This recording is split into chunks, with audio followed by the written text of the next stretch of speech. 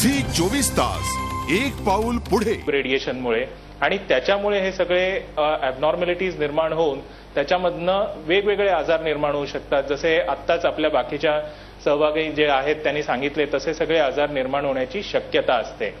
अर्थात आता या सर्व गोष्टींमध्ये एक मुख्य प्रॉब्लेम असा आहे, याच्यामध्ये दोन प्रश्न आहेत.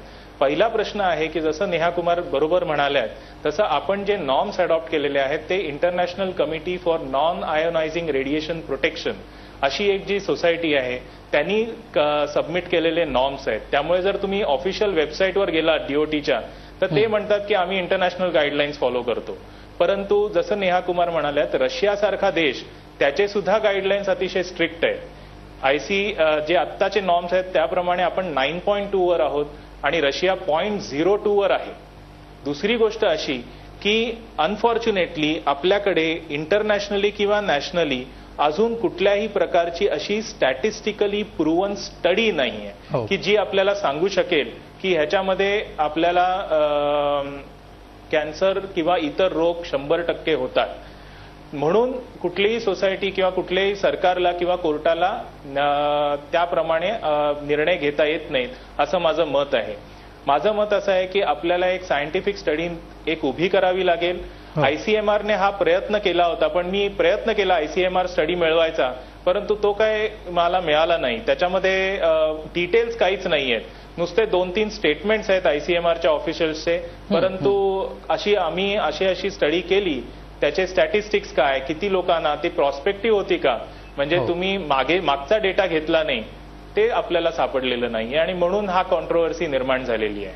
अगदी. पण अजून आपण सोप्या भाषेत प्रेक्षकांना जर मी दुसरा मुद्दा जो पहिल्यांदा बोललेलो होतो की मोबाईल टॉवर आपल्या बिल्डिंगमध्ये आहे किंवा आपल्या शेजारच्या बिल्डिंगमध्ये आहे किंवा आपल्यापासून जवळ अंतरावर आहे, याचा अर्थ त्याच्यापासून आपल्याला काय धोका निर्माण होऊ शकतो लोकांना आणि त्याच्या मागची शास्त्रीय कारणं काय आहेत याविषयी आम्हाला सांगा. की उदाहरणार्थ माझ्या टेरेसवर एखादा टॉवर असेल किंवा जसं आता नीला रवींद्र म्हणाले की त्यांच्या शेजारच्या छोट्या बिल्डिंगमध्ये टॉवर आहेत जो त्यांच्या खिडकीच्या अगदी जवळ येतो. ही नेमकी शास्त्रीय प्रक्रिया काय असते, काय प्रक्रिया होते की ज्याच्यामुळे कॅन्सर तयार होतो? जसं मी तुम्हाला आता सांगितलं की आपल्या कॅन्सरचं मुख्य कारण असतं की आपल्या सेलमध्ये म्युटेशन होतं. जर आपण अगदी बेसिसवर गेलो, कॅन्सर का होतो? कॅन्सर होतो कारण कुठल्या ना कुठल्या प्रकारे आपले जी शरीरातल्या पेशी असतात त्या पेशींमधले जी स्ट्रक्चर आहे ते स्ट्रक्चर बदलतं आणि त्याच्यामध्ये म्युटेशन होतं. म्युटेशन म्हणजे पेशींमधला बदलाव आणि अशा पेशी निर्माण होतात ज्या ट्यूमर कॉज करतात आणि ज्या कॅन्सर कॉज करतात.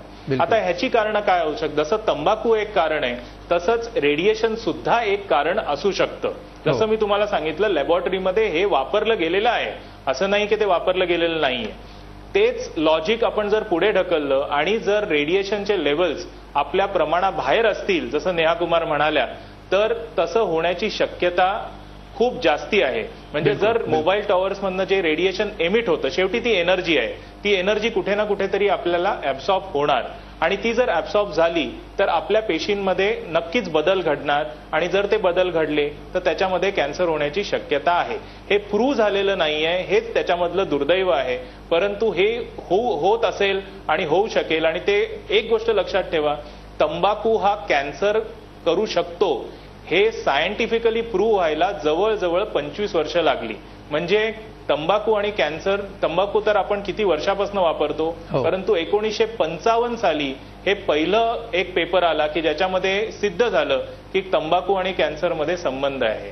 तर ह्याला वेळ लागतो हे खरं आहे, परंतु वेळीच हे आपल्याला दिसतंय समोर होताना. त्याच्या आधीच आपण काहीतरी उपाय केले पाहिजेत. निश्चित. आणि हे काय उपाय असतील याविषयी मी तुमच्याकडे येणार आहे डॉक्टर हेरूर. सोसायटीमध्ये ज्यावेळी आपण टॉवर उभा करतो किंवा नवीन प्रस्ताव एखाद्या सोसायटीमध्ये येईल किंवा सध्याच्या सोसायट्यांवर टॉवर उभे आहेत अशा लोकांनी आता काय करायला पाहिजे, कशा प्रकारे स्वतःचं संरक्षण करायला पाहिजे याविषयी आपण बोलूया. एक ब्रेक घेऊया आणि ब्रेक नंतर ही चर्चा आपण सुरू ठेवूया. झी 24 तास एक पाऊल पुढे.